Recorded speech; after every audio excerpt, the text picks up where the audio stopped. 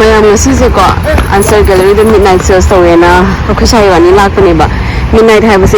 pu ma pandagi ni ko mo sales hoje do mi se am chin di chin ngada ma le do chango ni na se ai po yam di le ga man te po ni da mo ni age ba aduga ai mani ga number an yam jara ki mayam do chang hai pa ji ni na se mi gi nam chilang ngani do hayang shuti le ba ga khoi se la abani ada hai pa chang ga yem ni na se ma ai video lo ba ya ni rom jara ke soi dana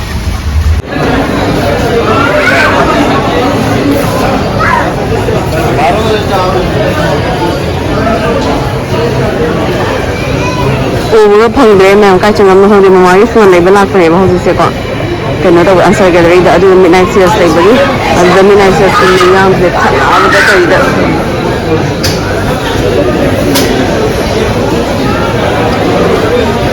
sẽ cái floor mà tao dùng nhau mình có mềm xin nó tao floor tao có mềm mà mình lại đi xuống mình khuyết chết là mình khát là bớt lâu nữa rồi bắt đầu hồi xin nó asuma cái nào mà sẽ kêu lên ngồi cái cái này cái mà sẽ không ngâm được vậy ai cho nó cái này atau buat apa kan lagi dia masih elektronik tapi mungkin ini mulai sebab si elektronik itu mana mungkin ni masih am se mungkin ni masih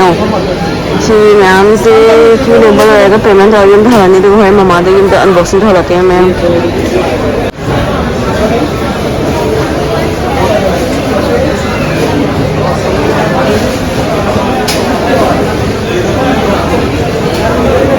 Cina cina mem lagi pun ada tu lagi bukan ada sembilan jadi masa tengah kalau view tang mem gitu nama gua nama nama masa tengah kalau ada ke masa tengah sibuk semua lagi mem nama dia kerana tang tang sila yang masih sih yang midnight sales lagi bagi mem sampai sih floor mani ko floor mani mem ni masih sih atau floor dulu sih lagi hen hen mem lain lagi baik ulah kiong ayah kerana masih awal ni semua semua mem ayah sun video na mini ko ado si phasa phasa mai am si mai am ding haning bagi ni yengo mem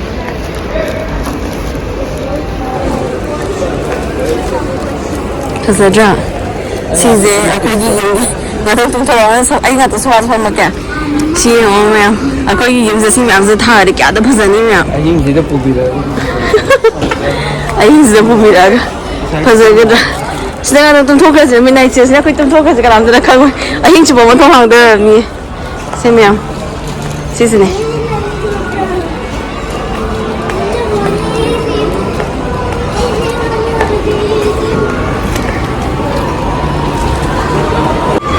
mày làm từ khoái đấy cái trên vào floor này xin là quả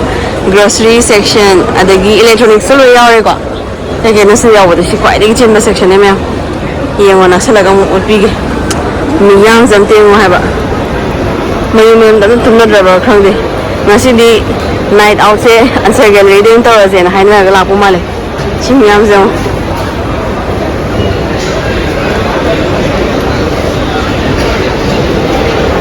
ma pen da gi ho ba ne mo gi midnight se de pung ja mo no khang de em de mo mem de loi le ba ni miyang de si de na khana na khana dai no ba ai đi kêu cái lệnh bằng âm rồi nên không lâu đâu bỏ tới đừng lâu thôi lại kêu lệnh bằng âm rồi chứ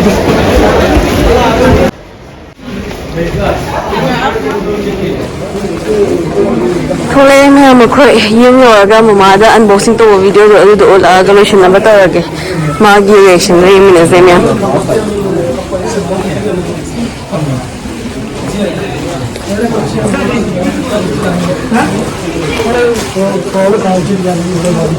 Sini mem ko ada yung laga ucap lagi pasal mem.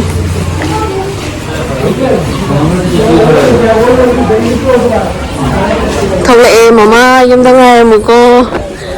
yam na haraw ka do puat ama le ga akoy na yam haraw ka do puat ama le ga la ba ni mama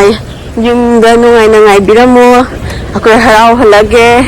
na chanu pa na me ni bigena puat ama pura ga la e mama ne haraw ga da ba ngai biramo yung da la ga mo minaw to gi ngage see you Galaxy Samsung ai dan sai gallery mi sin ba ma'am do ado photo video number ne ba blog aina mi ko mi khana ini ne to mi chaman dana si phone jang ta ma'am do photo tanam ai sai lai phone do si ne ma'am ko ꯁꯤ ꯐꯣꯟꯁꯤꯅꯦꯕ ꯑꯩꯅ ꯂꯩꯔꯛꯏꯗꯣ ꯉꯁꯥꯏ ꯆꯠꯂꯒ ꯂꯩꯔꯨꯕꯗꯣ ꯃꯌꯥꯝ ꯈꯠꯅꯕꯗ Q ꯂꯩꯕꯗ ꯌꯥꯎꯔꯤꯗꯣ ꯍꯣꯔꯦꯟ ꯚꯤꯗꯤꯑꯣꯗꯣ ꯊꯥꯒꯠꯂꯀꯥꯟꯗ ꯈꯪꯉꯅꯤ ꯑꯗꯣ ꯐꯣꯟꯁꯤꯗꯤ ꯃꯄꯨꯗ ꯑꯣꯏꯅ ꯍꯥꯡꯇꯣꯛꯍꯜꯂꯒꯦ ꯃꯌꯥꯝꯀꯣ ꯑꯗꯨꯅ ꯑꯩꯈꯣꯏ ꯌꯨꯝꯊꯣꯛꯄ ꯉꯥꯏꯃꯤꯟꯅꯔꯁꯦ ꯃꯄꯨ ꯁꯥꯔꯒ ꯍꯟꯗꯣꯛꯑꯁꯦ ꯀꯩꯗ ꯆꯥꯔꯖ ꯇꯧꯕꯤꯔꯣ ꯌꯥꯗ꯭ꯔꯒ ꯍꯟꯗꯣꯛꯇꯣꯏꯅꯤ ꯀꯩꯅꯣ ꯃꯄꯨ ꯁꯥꯔ ꯍꯥꯡꯇꯣꯛꯑꯁꯦ ꯌꯥꯔꯦ ꯃꯄꯨ ꯁꯥꯔꯒ ꯑꯩꯅ ꯍꯥꯡꯗꯣꯛꯑꯒ ꯅꯪꯒꯤ ꯐꯣꯟꯗꯨꯗ ꯃꯄꯨ ꯁꯥꯔꯒ ꯍꯥꯡꯇꯣꯛꯑꯁꯦ ꯐꯖꯅ ꯍꯥꯡꯇꯣꯛꯑꯣꯀꯣ ꯍꯌꯦꯡ ꯍꯟꯗꯣꯛꯄ ꯀꯗꯥꯏꯗꯅꯣ ꯈꯣꯠꯇꯕ ꯌꯥꯅꯕ ꯇꯧꯗꯣꯏꯁꯦ ꯁꯤꯒꯤꯗ ꯁꯤꯅ ꯌꯦꯡꯉꯨꯗꯣ do not accept if seal is broken ꯁꯤ ꯁꯠ ꯍꯥꯏꯅ ꯇꯧꯗꯣꯏꯕ sida 이제 싱크로 싱크로 제 저희 뭐더라 못해졌어 아까 좀 비밀이니까 do not accept if the seal is broken caution seal package 시다 한도 되니 구티가 아이는 맛부 사도이봐 거의 한국에 소해져 때네 시다 스마이 파카토 치네네 ntra mana hang 그만 손도 저리 봐 아동 저리 손도 쉬어 상황 그나 강이 이제 유명한 아이가 수행한 명함이 진짜 좀 레이가 안 한도 오거나 파이거나 자 이렇게 파가 레이비에 이거 땀 나가니지 미워도 우리 그냥 좀 파봐 떠오르니잖아. 그만해 또 해 샷도 있고 시대 마탁다니니 하이자기들이 해 말은 아이로 해도 뭐야매 미워 많이 떠서 비니 나타 맞죠 또 파서요 야 아까 뭐서 블루 토파스 하기라네 또 블루 필요하고 blue dot 블루 토파스네 또 아까 구글도 얘기도 캔네 이게 말인가 시 블루 토파스 어라 블루는 파서로 맞추자 삼수 파제 파서라 하이브 온 더네 아마 온 더라 들어지고 배터리 야우도 말이다 온 많이 떠나버려 그래 또 온 일단 구이는 남아 떠나다이네 떨어져 아주 Samsung Galaxy secure by 모델은 Samsung Galaxy M15 5G네거 저도 폰도 파자리에 많이 좀 레비데이니 빰으로 하이브 이용고 많이 데모 들어가 레이더 야드라면 거기서 ꯑꯗꯨꯝ 레비데이니 비디오 그가 넘버 누가이가 하이브 ꯌꯦꯡꯊꯣꯛꯁꯦꯕ ꯅꯨꯡꯉꯥꯏꯔꯗꯤ ꯑꯗꯨꯗꯣ ꯑꯃ ꯂꯩ ꯌꯥꯏꯗꯅ ꯉꯥꯛꯇꯪ ꯅꯪꯒꯤ ꯌꯥꯔꯤꯕꯨ ꯀꯩꯅꯣꯍꯦ ꯑꯩꯒꯤꯗꯤ ꯀꯣꯟꯅ ꯂꯩꯔꯁꯤ ꯃꯌꯥꯝ ꯌꯦꯡꯉꯣ ꯐꯣꯟ ꯁ꯭ꯇꯥꯔꯠ ꯇꯧꯗꯧꯔꯦ ꯃꯌꯥꯝ ꯌꯥꯗꯧꯔꯦ ꯐꯣꯟ ꯍꯥꯡꯗꯧꯔꯦ ꯌꯥꯗꯧꯔꯦ ꯉꯥꯏꯕ ꯋꯥꯔꯦꯗ ꯑꯩ ꯋꯥꯟꯗꯔꯦ ꯑꯝꯇ ꯑꯩꯗꯤ ꯃꯅꯥꯅꯤ ꯂꯩꯕꯤꯔꯛꯑꯣꯅ ꯍꯥꯏꯔꯒ ꯁꯤ ꯑꯩꯒꯤꯁꯨ ꯂꯩꯁꯤꯜꯂꯛꯑꯕ ꯑꯩꯒꯤꯁꯨ ꯂꯩꯁꯟꯕꯤꯔꯦ ꯑꯩꯒꯤ ꯐꯣꯟ ꯌꯥꯔꯤꯁꯤꯕꯣ ꯃꯣꯏꯅ ꯄꯩꯁꯥ ꯄꯥꯝꯃꯨꯏꯌꯦ ꯌꯥꯝꯅ ꯑꯩꯒꯤ ꯐꯣꯟꯁꯦ ꯄ꯭ꯔꯥꯏꯚꯦꯁꯤꯅꯤꯅ ꯚꯤꯗꯤꯑꯣꯗꯪꯒꯤ ꯐꯣꯟ ꯄꯤꯔꯛꯑꯣ ꯍꯥꯏꯕꯗꯣ ꯇꯟꯕ ꯍꯥꯏꯖꯜꯂꯦ ꯂꯣꯏ ꯃꯣꯏꯅ ꯑꯩꯕꯨ ꯀꯩꯅꯣ ꯇꯧꯕꯤꯔꯤꯁꯤꯕꯣ ꯖꯨꯔꯥ ꯍꯧꯒꯠꯂꯛꯇꯅꯀꯣ ꯁꯣꯏꯅꯕ ꯇꯥꯔꯦ ꯆꯥꯔꯖꯔꯁꯦ ꯇꯥꯃꯣ ꯀꯃꯥꯏꯅ ꯇꯧꯗꯣꯏꯅꯣ ꯌꯥꯝ ꯇꯦꯜꯂꯦ ꯅꯪꯒꯤ ꯆꯥꯔꯖꯔꯁꯦ ꯊꯝꯕꯕꯨ ꯀꯣꯟꯅꯔꯣꯏ ꯑꯣ ꯃꯥꯏ ꯒꯣꯗ ꯑꯝꯇ ꯌꯥꯍꯜꯂꯒꯦ ꯇꯧꯕꯅꯤ ꯎꯪꯈ꯭ꯔꯦ ꯁꯤ ꯌꯥꯕꯩ ꯈꯨꯗꯝ ꯅꯠꯇ꯭ꯔꯣ ꯀꯩ ꯐꯥꯎꯕꯤꯒꯦ ꯍꯥꯏꯔꯣ ꯑꯩꯔꯣ ꯑꯁ ꯑꯩꯗꯤ ꯉꯁꯥꯏꯒꯤ ꯑꯩꯒꯤ ꯅꯠꯇꯦꯅ ꯈꯜꯂ ꯅꯣꯏꯅ ꯑꯩꯒꯤ ꯄꯥꯁꯋꯥꯔꯗꯨ ꯑꯗ ꯂꯣꯏ ꯍꯥꯞꯆꯜꯂꯦꯅꯦ ꯑꯩꯗꯤ ꯀꯃꯥꯏꯅ ꯇꯧꯗꯣꯏꯅꯣ ꯋꯥꯈꯜ ꯈꯜꯂꯨꯏꯅꯤꯅꯦ ꯍꯔꯥꯎꯍꯟꯕꯅꯤꯅ ꯆꯦꯛꯁꯤꯜꯅ ꯊꯝꯃꯨꯀꯣ ꯃꯈꯥꯗ ꯄꯥꯛ ꯄꯥꯛ ꯁꯤꯖꯤꯟꯅꯔꯔꯣꯏ ꯅꯠꯇꯦ ꯃꯈꯥꯗ ꯄꯥꯛ ꯊꯥꯗꯒꯅꯣ ꯌꯥꯗꯧꯔꯦ ꯇꯥꯃꯣ ꯌꯣꯠꯀꯤ ꯀꯣꯚꯔ ꯑꯃ ꯍꯥꯞꯄꯤ ꯀꯕꯔꯗꯣ ꯈꯟꯒꯗꯧꯔ ꯀꯣ ꯑꯦꯠ ꯂꯥꯁ ꯃꯃꯥꯒꯤ ꯐꯣꯟ ꯔꯦꯗꯤ ꯑꯣꯏꯔꯦ ꯀꯌꯥꯝ ꯋꯥꯏ ꯃꯥꯒꯤ ꯄ꯭ꯔꯣꯁꯤꯖꯔ ꯃꯌꯥꯝꯁꯦ ꯑꯗꯨ ꯑꯗꯥꯅ ꯑꯗꯣ ꯀꯩꯅꯣ ꯇꯧꯔꯒꯦ ꯐꯣꯇꯣ ꯍꯥꯟꯅ ꯑꯝꯇ ꯅꯝꯒꯦ ꯃꯌꯦꯛ ꯁꯦꯡꯕ꯭ꯔ ꯌꯦꯡꯒꯦ ꯕ꯭ꯂꯣꯒꯔꯒꯤ ꯀꯦꯃꯦꯔꯥꯅꯤꯅꯀꯣ ꯐꯣꯇꯣ ꯍꯥꯟꯅ ꯑꯝꯇ ꯃꯌꯦꯛ ꯅꯣꯏꯊꯣꯛꯄꯤꯔꯝꯕꯒ ꯅꯠꯇꯦꯅ ꯃꯈꯥꯗ ꯍꯥꯞꯆꯤꯟꯕꯤꯔꯕ ꯅꯠꯇ꯭ꯔꯥ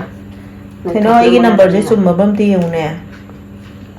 ꯕꯥꯔ ꯅꯝꯕꯔ ꯁꯤ ꯂꯥꯡꯁꯦ ꯐꯣꯇꯣ ꯀꯩꯅꯦ ꯌꯦꯡꯒꯦ ꯇ꯭ꯔꯥꯏꯌꯦꯜꯅꯦ ꯁꯤꯃ ꯊꯥꯗꯔꯛꯑꯣ ꯃꯊꯛꯀꯤꯗ ꯀꯩꯅꯣ ꯆꯥꯔꯖ ꯋꯥꯟ ꯑꯝ ꯇꯧ 50% ꯃꯈꯥ ꯂꯩꯔꯗꯤ ꯖꯔ ꯇꯥꯒꯤꯅꯤ ꯇꯥꯒꯤꯅꯤ ꯁꯦꯁ ꯋꯥꯎ ꯃꯌꯦꯛ ꯁꯦꯡꯉꯦ ꯑꯅꯧꯕ ꯐꯣꯟꯒꯤ ꯃꯄꯨꯒꯤ ꯍꯥꯟꯅ ꯐꯣꯇꯣ ꯅꯝꯒꯦ ꯁꯦꯁ ꯑꯁꯦꯡꯕꯒ ꯀꯩꯅꯣꯒ ꯀꯦꯃꯦꯔꯥꯒꯁꯦ ꯑꯃꯨꯛ ꯀꯅꯥꯅ ꯐꯖꯕ ꯍꯦꯜꯂꯦ ꯌꯦꯡꯉꯨ ꯃꯌꯥꯝ ꯑꯁꯦꯡꯕꯒ ꯀꯦꯃꯦꯔꯥ ꯀꯅꯥꯅ ꯐꯖꯕ ꯍꯦꯜꯂꯦ ꯀꯦꯃꯦꯔꯥꯗ ꯐꯖꯔꯗꯤ ꯌꯥꯔꯦ ꯁꯛ ꯊꯤꯔꯁꯨ ꯁꯦ ꯐꯣꯇꯣ ꯅꯝꯃꯣ ꯐꯖꯕ ꯌꯦꯡꯁꯤ ꯏꯕꯥꯅꯤ ꯐ꯭ꯔꯟꯠꯀꯤꯁꯦ ꯁꯦ ꯄꯥꯏꯔꯛꯎ ꯐꯣꯇꯣ ꯑꯅꯤꯃꯛ ꯊꯣꯛꯈ꯭ꯔꯦ ꯅꯪ ꯁꯤꯗꯤ ꯁꯦ ꯐꯣꯟꯁꯦ ꯑꯝꯇ ꯄꯥꯏꯔꯣ ꯑꯩ ꯚꯤꯗꯤꯑꯣ ꯅꯝꯃꯤꯕꯅꯦ ꯅꯃꯣ ꯌꯥ ꯇꯥꯏꯃꯔꯒ ꯌꯥꯝ ꯊꯝꯃꯤꯅ ꯃꯥꯏ ꯐꯣꯟꯁꯤꯗꯤ